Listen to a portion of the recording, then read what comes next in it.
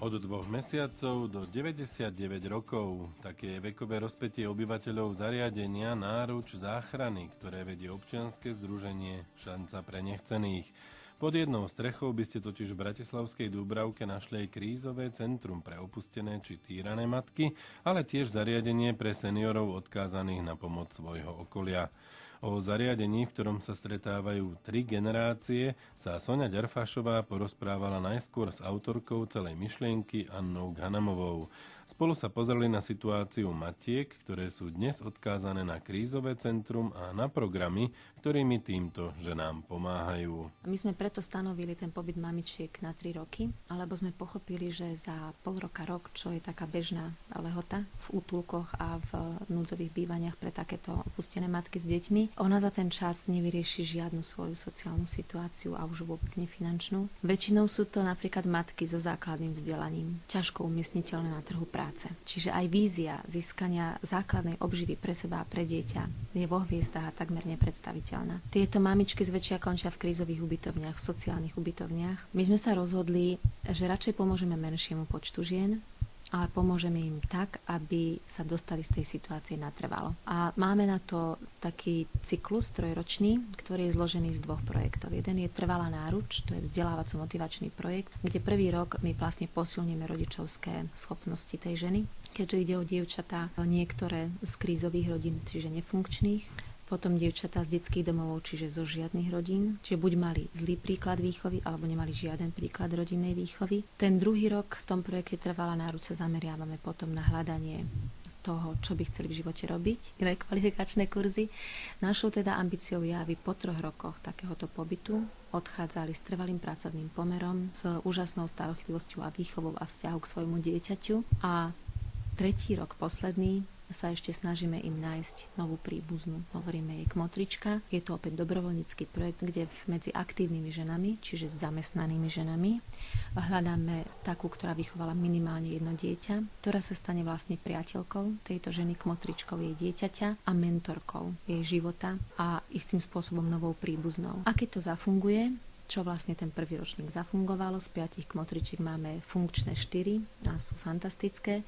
Reálne vlastne tie ženy dnes už odchádzajú z nášho zariadenia a my vieme, že majú niekoho, komu môžu zavolať a potešiť sa s nejakým úspechom, alebo aj naopak, keď majú starosti, zavolajú a my už vieme, že im má kto poradiť a nemusíme to byť my. Je to niekto, kto nie je inštitúciou, ale niekto, kto je ich novým človekom, takým svetlom v tom tuneli. Kto sú teda dnešné obyvateľky krízového centra? Jednou z nich je aj Michaela. Ja som tu od konca septembra. Ešte ako tehotná som sem prišla. Nakoľko som ostala na ulici, ma nehal priateľ. Takže Náruč záchrany mi otvorilo dvere a dal mi túto šancu prísť sem a vlastne porodiť pekné dievčatko a bývanie, strávu a tak ďalej. Našli ste si tu aj nejaké kamarátky? Mamičky sme tu v podstate 16 mamičiek a si rozumieme veľmi dobre. Čo vám možno najviac pomohli? Asi hlavne s tou strechou nad hlavou. Aké sú nejaké vaše plány možno do budúcnosti? Máte 2-mesačné bábätko? Áno, mám.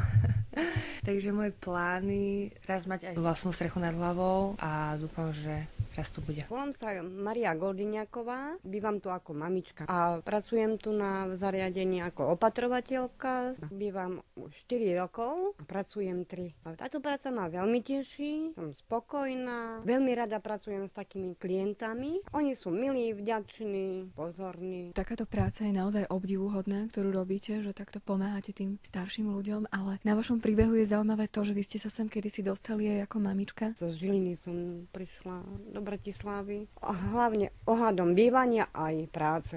Vtedy som bola ešte na materskej. Pani riaditeľka mi ponúkla prácu, urobila som si opatrovateľský kurz a tak to vzniklo. Spokojná som, naozaj som veľmi spokojná, rada to robím. Ako vôbec vznikla myšlienka spojiť pod jednou strechou starších ľudí a matky odkázané na krízové centrum? Hovorí riaditeľka Náruče záchrany Anna Ghanamová. Celá tá myšlienka spojiť tie 3 generácie vznikla preto, že my sme si povedali, že keďže už máme mamičky, ubytujeme ich v nejakom útulku, ale po príklade ktorý som videla na Slovensku, tie útulky nie sú trvalo udržateľné, pretože tie mamičky majú nízky príjem. Oni majú 230-240 eur, ale energie za to bývanie, celkovo tá budova, tá réžia budovy, revízne správy, to stojí veľké peniaze. A ja som pochopila, že musíme k tomu našiť nejakú službu, ktorá zabezpečí udržateľnosť tej budovy a jej financovanie. A napadlo ma, že to môže byť práve táto služba, rezidenčná služba pre seniorov, ktorá bola v celej Slovenskej republike a v Bratislave zvlášť nedostatkovou. Dá sa povedať, že tým seniorom napríklad v praxi aj pomáha to, že sa stretávajú s takýmito mladými ľuďmi, že sú tu naozaj 3 generácie. Áno, ja tomu hovorím, že vzniklo také kúzlo, lebo my sme vlastne to spojenie vymysleli z praktických dôvodov, ale ono to prinieslo so sebou to kúzlo toho emočného,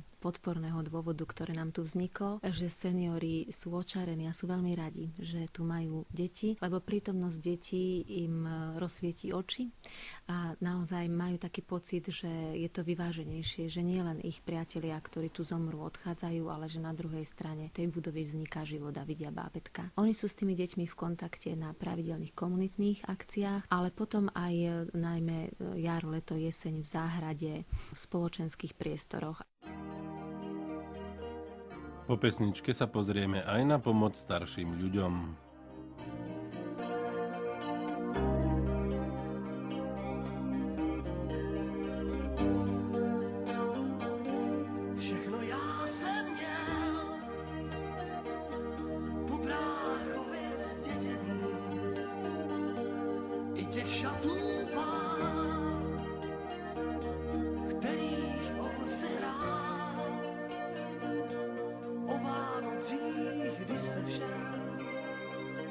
Rozdávali dárky, byl jsem já ten poslední, kdo se kouknout šel. Vždycky jsem to já, koho smůla prohání. Vždycky jsem to já,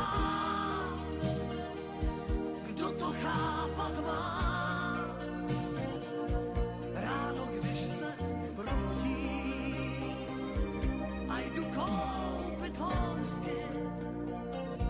V krámě řeknou, že to je,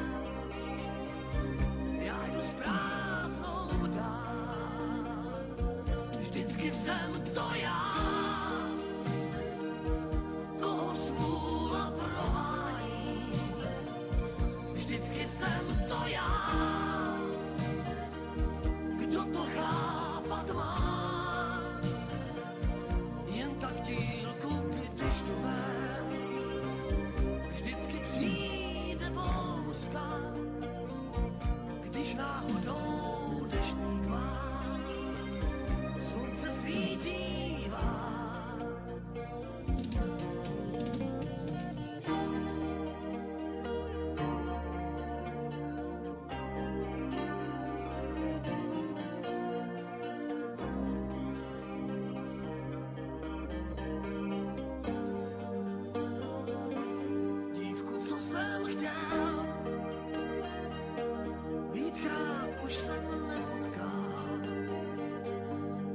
Nebyl ten,